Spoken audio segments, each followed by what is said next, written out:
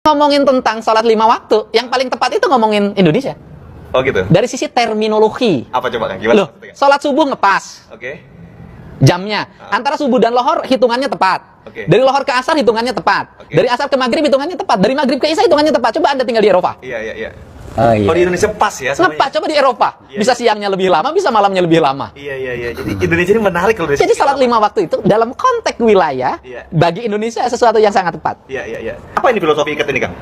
Ya, ikat itu kan mengikat pikiran, Oke. mengikat kepala. Kan ikat itu ikat kepala. Kepala terus diikat, pikiran terus diikat. Kalau diikat itu artinya dia harus diikat agar tidak terlalu pergi terlalu jauh dan agar dekat kemana, ke hati. Oh, Makanya oke. falsafahnya kan cing caring cing page kancing. Artinya bahwa kekuatan manusia itu tergantung pada hatinya, kancing. Iya. Set saring set page ikat.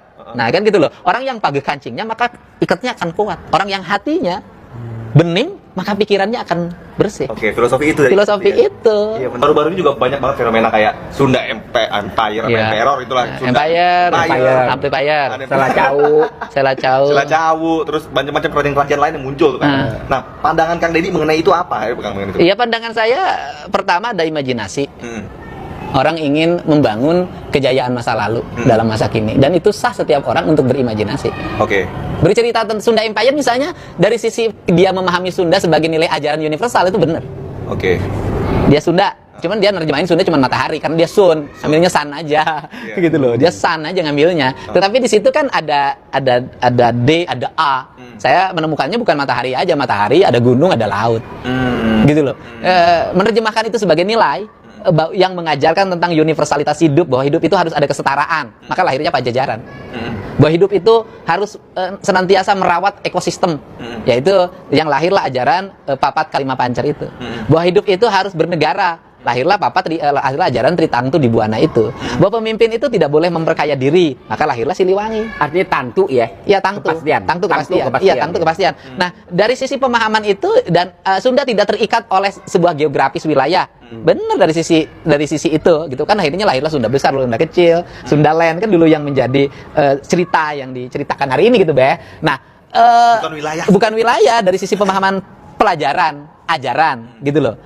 Kan cuman yang menjadi problem dari Sunda Empire cuma satu aja gitu loh, bahwa seluruh nilai itu akan bangkit kembali dan saya pemimpinnya, dan di sini letaknya itu yang Iyalah. yang Kenapa ente pemimpinnya? iya, kenapa itu aja problemnya. Dalam posisi tidak ada kesiapan. Oke. Kan kalau ada kesiapan, saya memimpin dunia hari ini memiliki kesiapan. Ada rekening sekian triliun, sekian puluh ribu triliun di bank gitu loh. Mungkin Yang pernah membangun yang masjid bisa gitu ya. yang bisa menggerakkan negara, menolong negara-negara miskin, Beh. Jadi kelemahan mereka ini wadul. Iya, persoalannya. Ngebohong. Ya klaim sebagai keturunan atau klaim sebagai pemimpin tanpa persyaratan. Kalau kata Babe kan persyaratan 3 hal. 1 punya duit, 2 punya wilayah, yang ketiga punya tentara ya, Be. Iya. Tapi tentaranya ada, Kang. Tentaranya Sedikit, Wilayah nggak ada. wilayah ada nggak panglimanya ada. deh. Ada panglimanya. Iya, tapi kan nggak punya alat perang. Nggak punya alat. Susah. Jadi, tapi kalau dari filosofinya itu benar itu, Kang. Dari sisi kerangka memahami ya, memahami Sunda sebagai nilai universal yang melintasi batas wilayah. Iya, siapa sih? Orang PBB juga mengakui kesetaraan manusia, kesejajaran negara. Iya. Kan mengakui dong kedudukan yang sama di mata hukum. Iya. Kan nggak ada problem. Sunda kan ngajarin itu. Iya. Nah, kalau Sunda itu sendiri kan misalnya gini. Kan sebelumnya Ana sempat Cinta kasih ya. Cinta kasih. Ngajarin cinta kasih sebagai ajaran dunia. hmm. Kan Sunda ngajarin. Siliwangi itu apa sih, ajaran cinta itu? Iya, ajaran cinta. Saling mengharumkan. Iya. Saling mengharumkan, Be. Siliwangi itu saling mengharumkan. Oh, Silih ajaran Wawangi. cinta. Jadi cocok dong, Be. Cinta. Saling mengharumkan. Iya. Bukan saling ngejelekin. Makanya kan dari sisi aspek peradaban itu kan mohon maaf ya, kesetaraannya Eropa. Iya. Iya kan? Romantis. Iya. Itu kan orang Sunda. Iya. Tadi ya Sunda Empire misalnya pada klaim-klaim yang tidak didasarkan pada data empiris, misalkan Pentagon di Bandung, PBB di Bandung. Yang saya kagum, legenda Sunda itu Sangkuriang. Bagaimana tuh, Pak? Nah, Sangkuriang. Iya, Sangkuriang kan cerita rakyat, ya, yang itu menjadi mitologi, Yes. ya kan?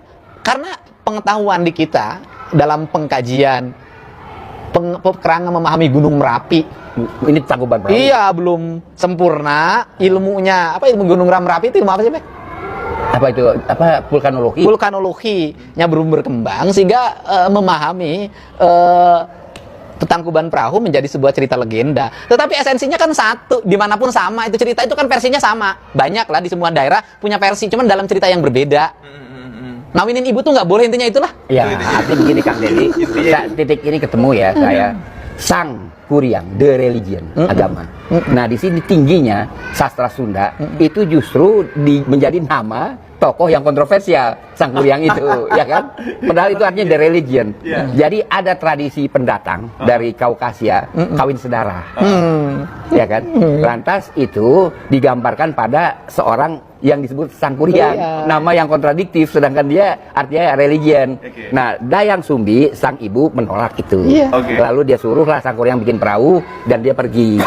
Sampai di situ ceritanya. Sebenarnya tambahan perahu ditendang jadi gunung itu tambahan aja. Iya, makanya. Sebab orang Betawi, Kang Deddy nggak yakin kalau gunung bukan perahu katanya, Pak, yang ditendang nasi uduk.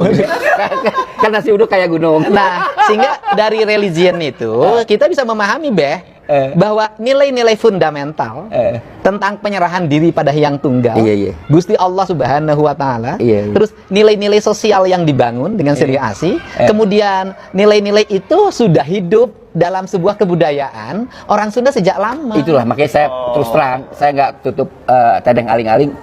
Legenda atau folktale yang saya paling menarik adalah Sang Kuryang. Artinya bahwa dari sisi aspek nilai ajaran, orang Sunda sudah memiliki kedudukan ajaran yang sangat tinggi. Betul. Gitu. Mengharamkan kawin sedara, gitu, bahasa Babe ya, mengharamkan tidak makan.